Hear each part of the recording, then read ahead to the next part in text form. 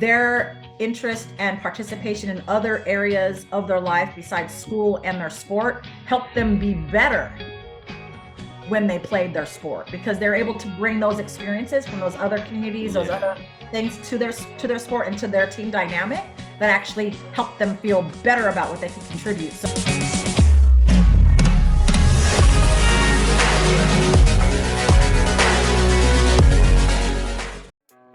welcome to the Elev8 podcast. I am your host and coach, Tyler Johnson. Thank you for tuning in. And whether you've tuned in to elevate your mindset, your game, or just your day, you're in the right place. My guest this episode is the CEO and founder of Ath Mindset. That's ATH Mindset. She is also host of the Athlete Mindset podcast, as well as the performance coach for the Oakland Roots Soccer Club, a former soccer player herself. Welcome to the Elev8 podcast, Lisa Bonta Sumii.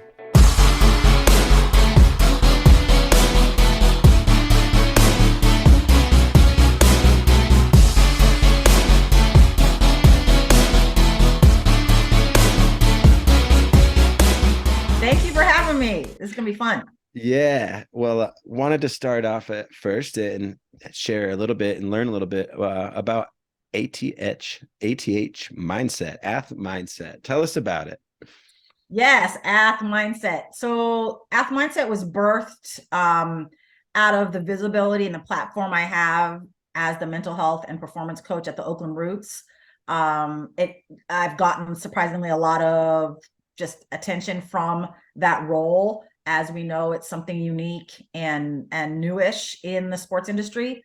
And so as a result, people are asking me, hey, can you work with my youth team? Can you work with our coaching staff? Can you work with these parents? And I was like, oh, wow, like the whole ecosystem of the athlete is in need of some support, especially coming out of the pandemic. I mean, we're still in it officially, but the sheltering in place part of the pandemic really impacted a lot of people during that time, including athletes. And so I was like, wow, this response is real, or this desire for a response is real. Let me see if I can position myself to do so. So myself and my husband, who's also a therapist, is the COO of Ath Mindset. I'm the CEO, and together we're building a team of therapists, licensed clinicians, and mental performance consultants to serve the athlete and the entire ecosystem. So the vision is that, I will prioritize female and brown and Black practitioners to be able to offer the opportunity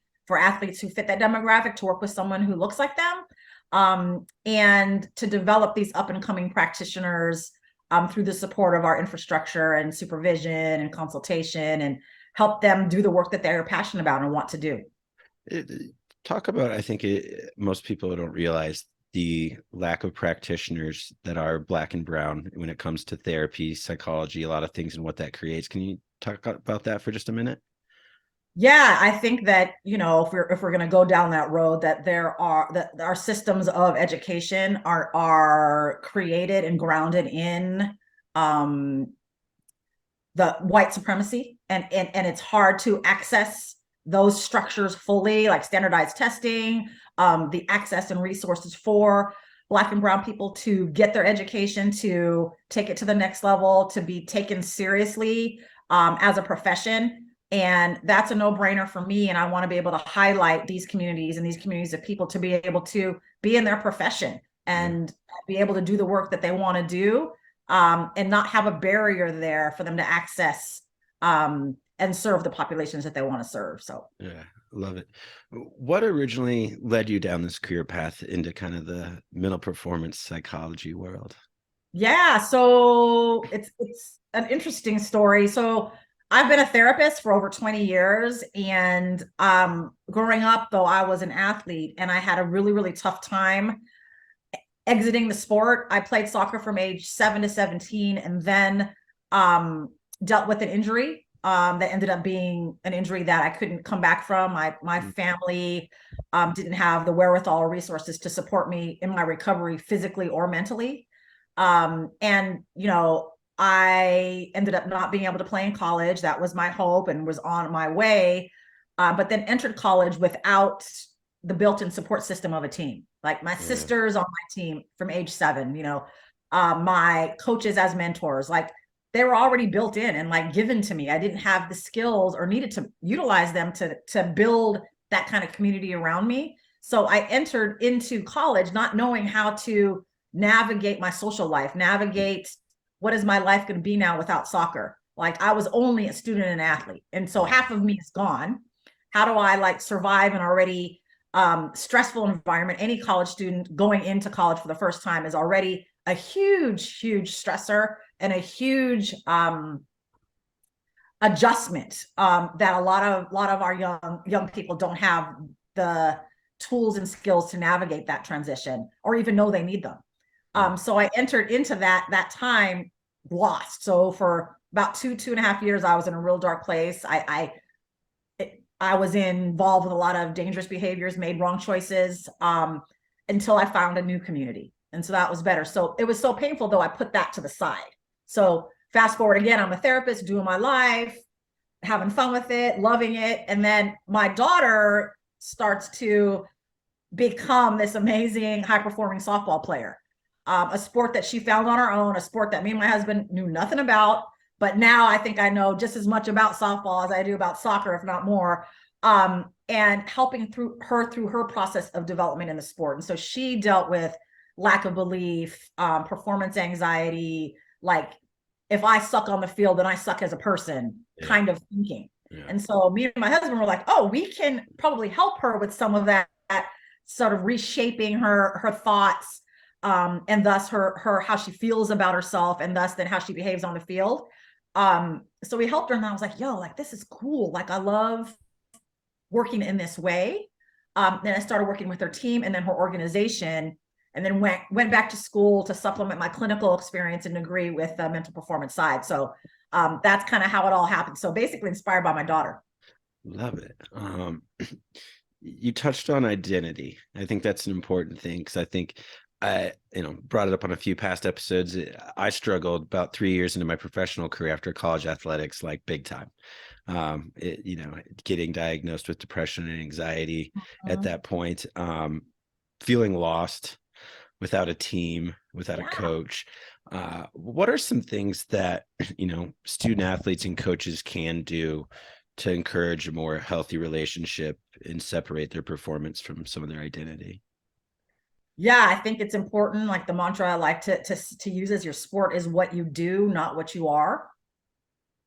Yeah. Your sport is what you do. It's how you express one aspect of yourself. It doesn't define you as a whole person. Yeah. So it's something that I talk to my young athletes about, making sure that you have other outlets to express yourself, other areas that bring you self-confidence, that bring you joy, that bring you a sense of self-pride.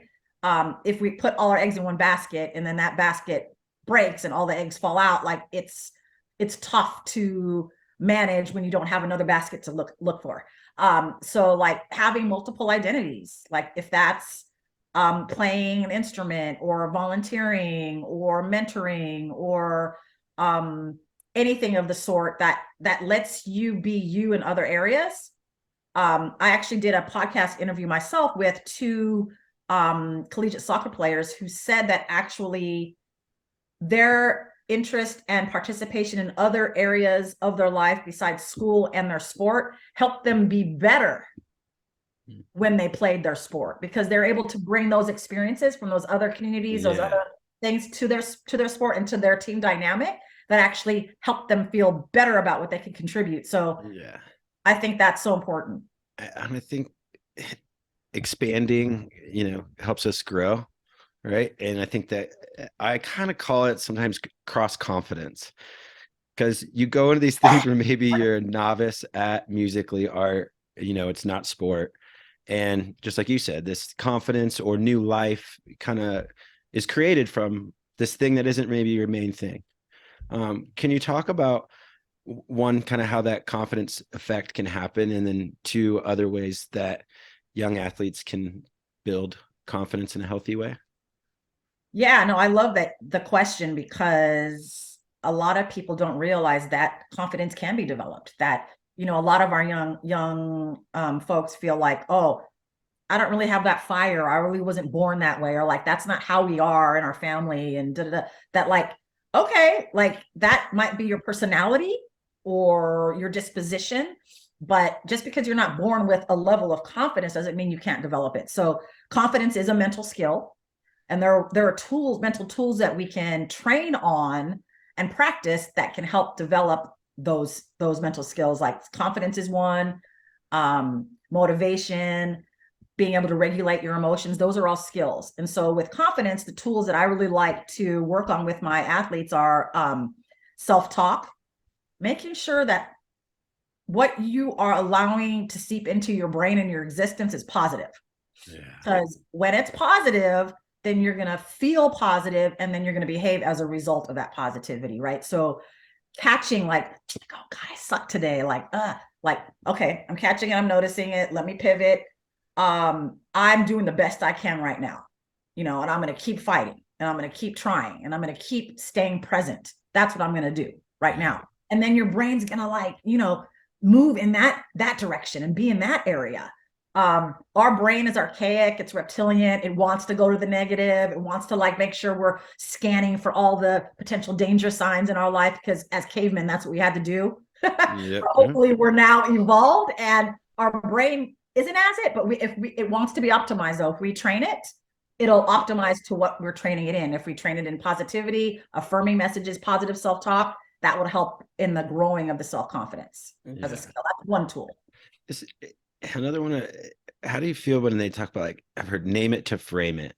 So when that voice pops up, I had a friend, he used this example, he had a tangent of his own name, and when that was the voice, he's like, you could talk to it and it helps separate in some instances where oh, Jerky Jake showing up there, you better be quiet, right? At least it starts the process of separating. No, I love it. That's funny. I've never heard that. But what you're talking about is personifying the thought and naming it.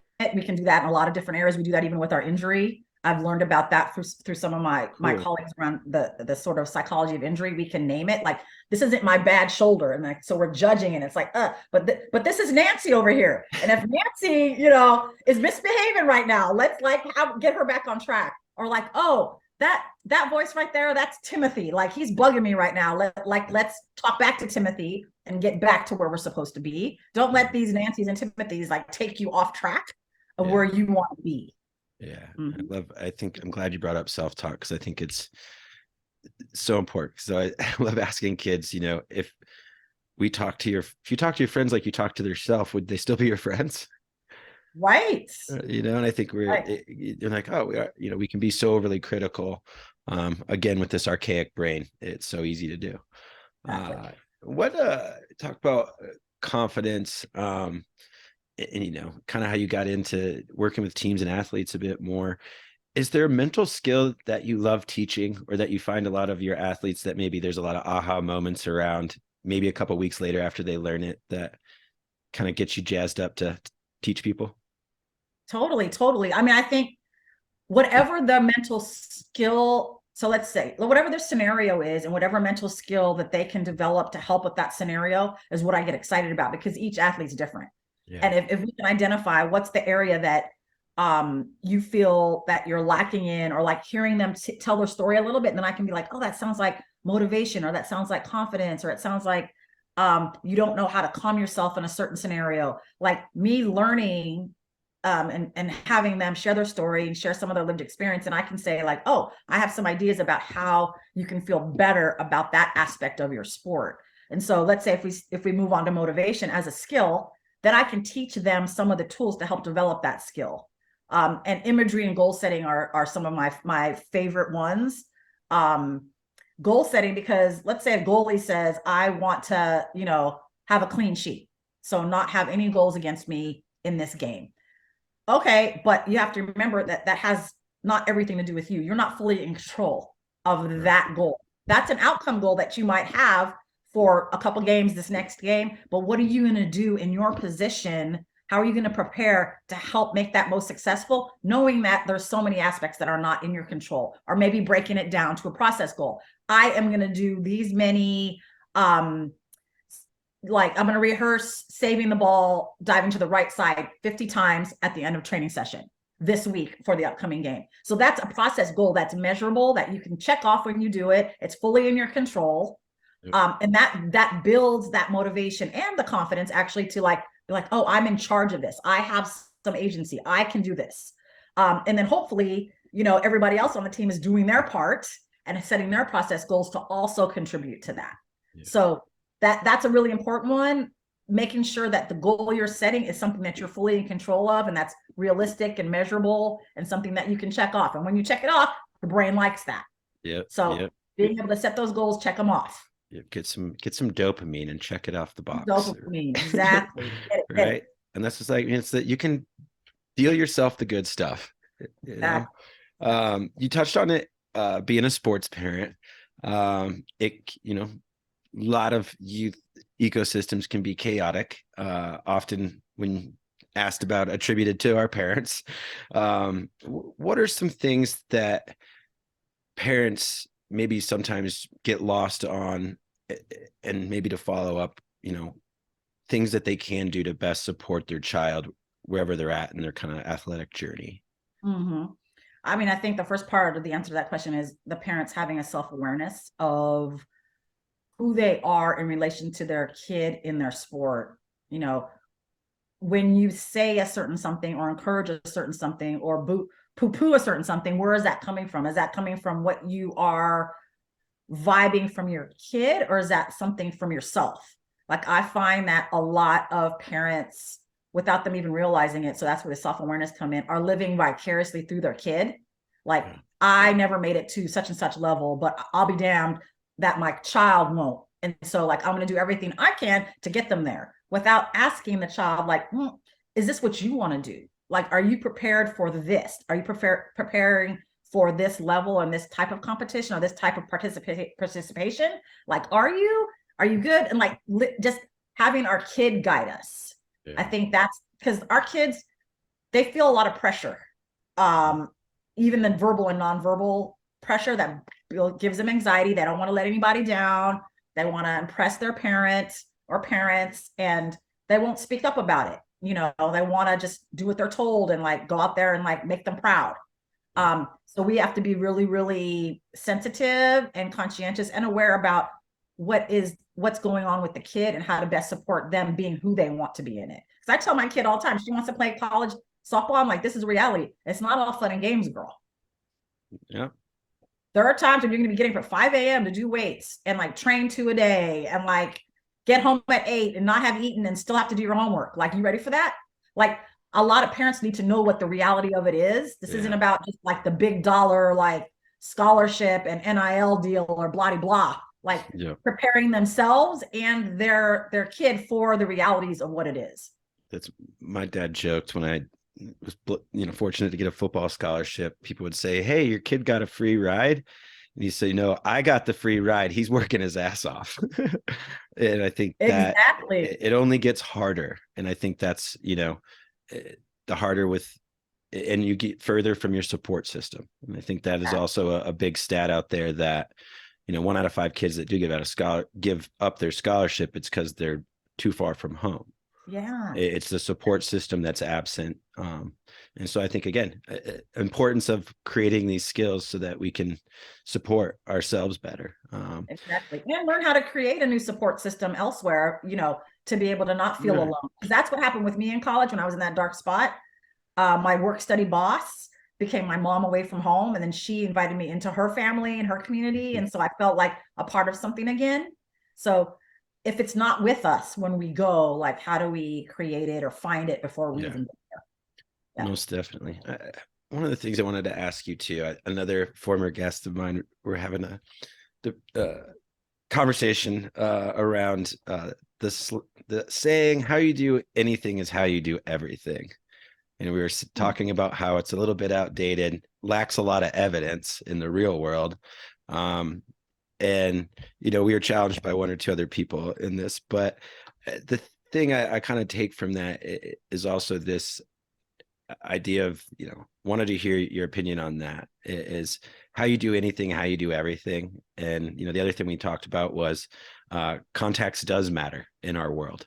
And I think when you look at that relationally, it falls very flat in how you treat your husband or child is how you're going to treat everyone, because I don't think that's Right. realistic either. But you know, what do you think about that saying? How does that, when you kind I of don't know. talk about it? I've never heard it Heard before. it. I get it. I hear it a lot. Like, and so I just wanted to, yeah, I wanted to get your thought on it. I guess kind of a tangent on that question. Uh, Coaches a lot of times cry for buy-in. I want buy-in on my team. I want kids and families, whoever, to buy in. And I think that buzzword kind of trips my trigger a little bit because, I want to know what you're selling.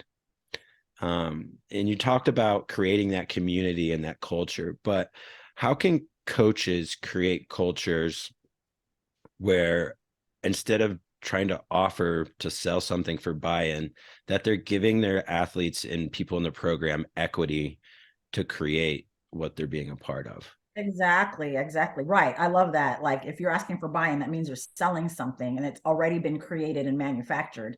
So it's not a collaborative product, quote unquote, or piece of whatever or something that like I think every season, and this happens and every year, especially in the collegiate seasons the way they are, like every year it's a different crew, it's a different squad. Same with the pro sports. Like we're about to, we're just announcing our new coaching staff for this upcoming season. And then thus comes, okay, who are the personnel, who are the rest of the staff. And it changes every year. And so those humans who make up the squad and the staff bring their own individual vibe, culture, way of doing things. And I think it's the staff's responsibility to highlight the strengths of all of that and bring us together for a few common goals or sets of values that our organization is about these core values. Our team runs from these core values, and this is how we're going to express them in the team. And this is how we're going to know each other and bond as humans with the same goal about those values, but also winning. Like people want to win. Yeah. And it's the process of how you get to winning that I think is important, sometimes left out. Do you want to be like winning, crawling over the finish line, so to speak, with bloody knees, or do you want to win with your hands in the air and everybody have their arms around each other, crossing it together? It's just how do we create that experience? And it starts with it being collaborative and not I'm dishing you this thing, you got to buy it or not. But like, how do we come together and create it together that we can all have some say in, that we can all have some ownership in and accountability and believe in it? Yeah. Love it. Your former soccer player, the World Cup's going on right now. Do you have a prediction for the next game? It's so funny. I find myself like switching. I was just watching before I got on with you, actually. I'm switching between Costa Rica and Spain and Japan and Germany and like those teams and like I'm getting them mixed up because who's playing who, but I'm like, I don't care who plays. I love the competition. I love the fight. I love the mentality. I love the evolution of the game. If I watch it from minute one all the way to the 90th plus, like how it changed, why it changed. When personnel is subbed in or subbed out, how does the culture of the play change because someone has new ideas or a new energy about how to execute their role? And after like assessing kind of what the vibe is from the other team, we make the adjustments and all. It's just so cool. It's so fascinating, cool. So I don't have a favorite. I will though on Saturday morning get up at 6 a.m. to watch the US team play. I will do that. No lie, but I just love the competition of any high level sport, and this is one of the highest in the world. And other cool, how did you, they had, I think, the first all-female reffing crew, officiating crew. Yes, that was Costa Rica, Correct? Germany. I think that I was watching. Awesome. When I saw it on socials that it was happening, I was like, let's go. Like it's about time, and I hope this isn't the last. It's the first of many, hopefully. And I was watching the on-field ref, and she's so like tiny compared to the guys, and blowing her whistle, getting in there. I was like, "Go, girl, do you?" Like she was not afraid to like get in there, and I loved seeing it. She's super confident, so she was holding it down really well. Love it. Last question. in your work, what brings you the most joy in what you Hmm. get to do? Love the question and thank you for it. Building relationships, like knowing people, knowing them beyond what they're able to do, like knowing what brings them joy, what helps them feel loved and how they love. Um, helping them identify their strengths and like ways to show up in the world that they feel proud about. But building those relationships, with my own technical team, my colleagues there, to the players, to the parents of the players, to front office staff, the coaches. It's just that human interaction and that knowing is really, really why I get up every morning. Yeah.